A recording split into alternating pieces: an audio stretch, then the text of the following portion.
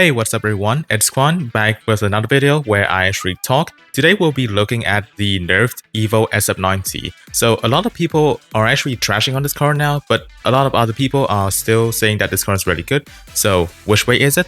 Let's find out. So here we have the stats for the EVO SF90 parts before the nerf. You can see like all the graphs for the acceleration. And the most important thing is the heavy DT pack still at 4.8 seconds. And also we can see the air acceleration packs giving 10 to 20 meters per second squared air acceleration. Here are some tests I've done with the pre-nerf EVO SF90 on tunnel sprint. The heavyweight DT pack was used for all of these tests. And the first clip you'll be seeing here is me using the yellow air acceleration part. And the second clip will be me using the red air acceleration part. And here's the results.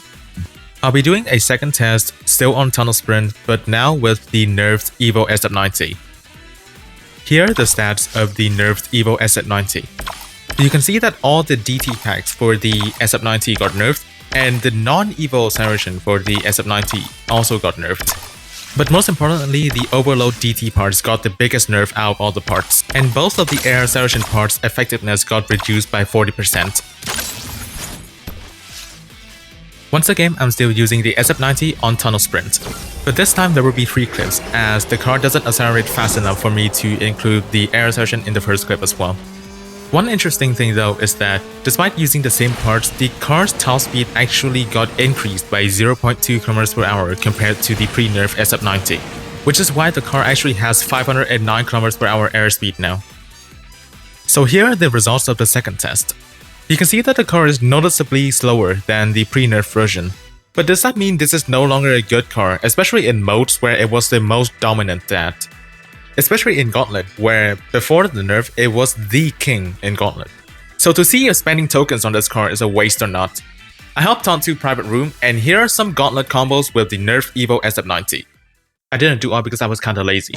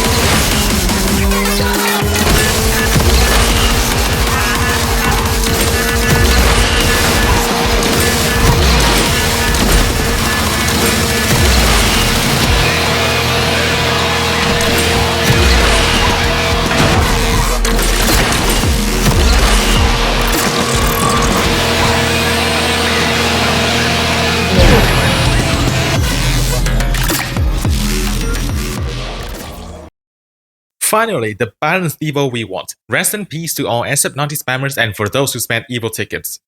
Does he know? It is pretty clear that the EVO SF90 is still one of the best Gauntlet cars. After the nerf, the EVO SF90 goes around half a second to 1 second slower than its previous best Gauntlet times pre-nerf. But you may think, oh, it's a half a second to 1 second difference, that's actually quite large, so isn't the car actually bad now? The thing is that the EVO SF90 used to be so far ahead of everything else, that even if you add a whole second to its times, it's still among the top cars for Gauntlet. Having said that, it does mean the other cars will have a little bit of a better chance going against the EVO SF90 and Gauntlet, and perhaps the Rush Imperium is back to being the best Gauntlet car now. But all in all, even after a nerf, EVO SF90 is still an extremely solid car that will appear in most Gauntlet sets. So we've established that the EVO SF90 is still an extremely good car in Gauntlet, but what about the other mode where it will span then? Multiplayer. For the past 2 months, the EVO SF90 have done two things to multiplayer. First is that it made people sick of seeing the car because it was the sole dominant car from Platinum 3 to Platinum 1 and it was still somewhat competitive in Legend League as well. But on the other hand, it gave the lower skilled players a chance to reach Legend League and made multiplayer slightly more alive. So, is EVO SF90 still the same dominant force in multiplayer as it once was? Yes, sort of. The same thing I said about the EVO SF90 going from half a second to 1 second slower in Gauntlet also applies to multiplayer, except the difference is a little bit larger because in multiplayer there are 90-second tracks instead of 30-second tracks. But from my experience, the EVO SF90 is still the best Platinum 3 and Platinum 2 car. Starting from Platinum 1 though, the EVO SF90 will fall off a little bit. You can see in the background footage that I'm going against an EVO Sharon, and at the end of this race I did lose to this EVO Sharon. And a lot of other cars in Platinum 1 will have a much better chance against this nerfed EVO SF90 now. Stuff like the Yasko and the Agera RS have always been able to beat the EVO SF90 on top speed tracks, but now those two cars will be able to beat the EVO SF90 on more than just those top speed tracks. Other cars like the Nevera Time Attack, Asphalt Owl, like a Neon, and all those other cars in Platinum 1, they all have a chance to win now, unlike before. But the EVO SF90 still remains as one of the best cars for you to use to get to Legend League. But in Legend League, it is unfortunate or fortunate depending on how you see it, SF90 is no longer a viable car. Before, the EVO SF90 used to be able to do pretty solid times even on top speed tracks, like I myself have gotten a 103 on Put on Rise first try. But after the nerf, the EVO SF90 will only be viable on the more twisty tracks, since that goes 1 to 2 seconds slower than before. So the moment that you get a top speed track, the car will lose and you get a beautiful -10 on the ratings. Basically, you will still be seeing a bunch of EVO SF90s in Platinum League, but starting from Legend League, it will be a little bit less than before. In conclusion, EVO SF90 is still a really good car, even after the nerf, and its use in Gauntlet and multiplayer still remains almost the same as before. With that said, thank you all for watching this video. If you like this video, then drop a like, maybe subscribe to my channel if you find this kind of content interesting, and I will probably try to make more of these in the future. You guys will hear me again whenever I find something interesting to talk about in this game. But until then, have a great day and see you.